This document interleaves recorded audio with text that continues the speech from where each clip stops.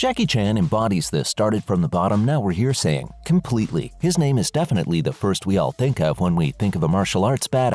The man does all his own stunts, always has. No doubt, this kind of grind does come with setbacks. In this video, we'll be talking about the rare disease he suffers from and how it's not related to his stunts at all. Let's jump in. First off, you've probably never heard of it. He's no stranger to the struggle, that's for sure. Throughout his life, he sustained many injuries and fought against them bravely as ever. It's really something to admire because his drive and passion for his fitness play a huge role. In October, the Asian journal USA revealed that the actor's been diagnosed with a super rare disease. It's called Samuel Jackson Kinney, or SJK for short. It's so rare that there's not enough research done on it yet. It affects the joints mainly. This isn't a one-time thing, causing severe pain in the joints and stiffness in the body. It's a lifelong illness, and it practically has no cure. Well, that we know of. It's too early to say. You can imagine how much of a shock this must have been for him. Jackie's been the epitome of bravery and pushing your body to the limit, and with something like this, it's gotta be a lot to handle. Many sports articles call the disease the toughest opponent he has to face, which rings true.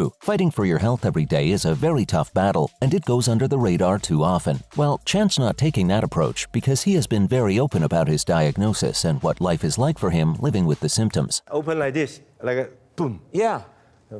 And take the bone marrow, put the plastic. Up next, he hasn't given up hope. One thing about this guy, he's never backing down from a fight, especially at a time like this. Sources close to the Asian journal USA said that though this is a disease with no cure, he's no less of a fighter. Yes, even the best of us can be rendered helpless in the face of something like this, but the drive to move forward is what keeps us going. The iconic star has been very open about the fact that he has SJK. Age plays a role here because he's 68, and by that time, of course, the body slows down. He's been taking the necessary treatment required to help ease the pain though. That's one step in the journey for sure. We're assuming the specifics of the treatment haven't been disclosed yet for privacy reasons. Also, remember that this is a super rare illness, so there probably aren't many pre-existing plans available. But hey, we know that the doctors are doing everything they can. As brave as the patient is, let's give some credit to the workers on the front line too.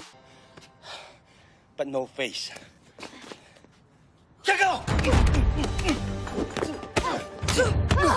Coming up, a show of resilience by the actor. Now that we're aware of his condition, it puts a lot of things into perspective. Health always comes first, y'all. For a while, we've been seeing Jackie not do too well. Though these occasions are scattered here and there, it makes sense why he kept having back pains, especially in 2021. Chan seemed to be in a lot of pain while promoting his animated film Wish Dragon back then. Today magazine reported that the actor needed assistance walking during the promotions because his lower back injury had worsened. There was a video of him circling the internet where he looked as if he was painfully limping. Through all that, he continued with a huge smile on his face and greeted fans with the same enthusiasm as he would regardless. What a man. And now, the many injuries he's faced. Having your own fighting style means no stunt doubles. That's a big mantle to take on, but your boy turned it into his trademark. Obviously, he didn't go unscathed. The man's been taking injuries like a champ since the beginning of his career. Chan almost lost his sight while performing Drunken Master because of damage to his eyebrow bone. Talk about a close call, you guys. There have been 4 incidents involving broken noses in the past 4 years. He has undergone medical treatment for a variety of conditions, including a broken ankle, a lacerated lip, and a lacerated collarbone. That's quite the gnarly list if we say so ourselves. We're all human after all. One thing's for sure though, his body has seen it all. You can see him using a hoverboard in the movie Rumble in the Bronx. In a tight scene near the end of the credits, he broke his ankle. Ankle injuries are especially taxing and take a long time to heal too. Another incident of many is while he was filming in Yugoslavia. An accident happened where he fell from a tree and broke his skull. Yes, you heard us, his skull. This was a very serious injury since he was in a coma for 7 days. He even said that everyone thought he was dead. Yikes. He has broken bones more than 10 times, so it's amazing to see how adaptable he is. The pure definition of taking a hit and bouncing right back.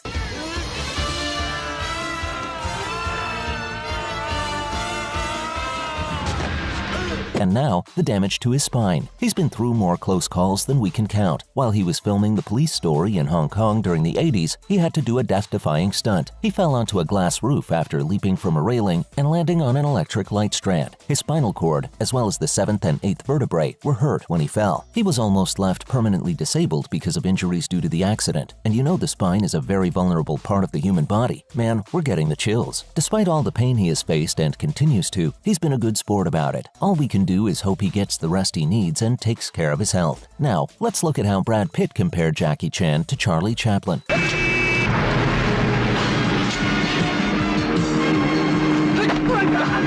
Why Firstly, it's in the context of Bullet Train. Of course, the movie's full of fight scenes and stunts, so the connection and content of bringing up Chan makes sense. The action star with a face no one can resist talked about the martial arts icon while doing press for Bullet Train. Pitt channeled his inner Jackie Chan while playing his character in the movie. He quickly gave credit to the master of all stunts, as he should. It connects wonderfully. Brad had to get into the mindset of being ready for action and delivering humor simultaneously. Preparing for that physically and mentally must have been a special challenge. But it's not like this is the first time this has been shown on screen. In fact, Jackie's the boss when it comes to roles like this. That's why he compared him to the iconic late comedian. That wow factor comes with how well your comedic timing lands. It's no easy task when you've got 10 fight choreographies side by side.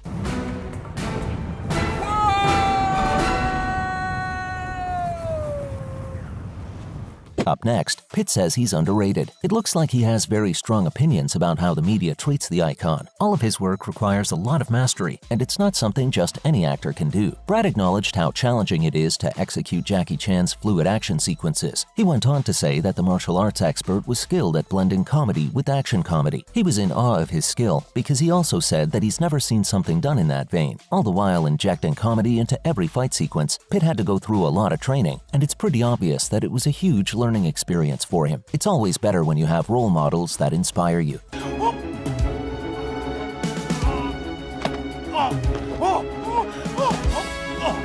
Finally, the director's Hong Kong-style influence. The moves are closer to Chan's than you might think. David Leitch directed this one, and he's done many action films. In the John Wick series, he pioneered a gun fu style by incorporating Hong Kong action with an American style that he had learned from Bruce Lee's training partner, Dan Inosanto, at the Academy. Pitt later appeared as the comic book character Vanisher in Deadpool 2, which Leitch later directed. So yes, tons of experience. So when the actor came on set, he came fully prepared. David noticed this too, because he said that he seemed to respect him as a director from the get-go. The two of them just understood each other when it came to the fighting style. It also helped that their inspirations were similar, and it definitely paid off. Bullet Train had some killer scenes. On top of that, Brad also mentioned that they would always talk about Jackie on set. The whole cast and crew have a lot of respect for him, and what better way to pay homage than incorporate it into your style?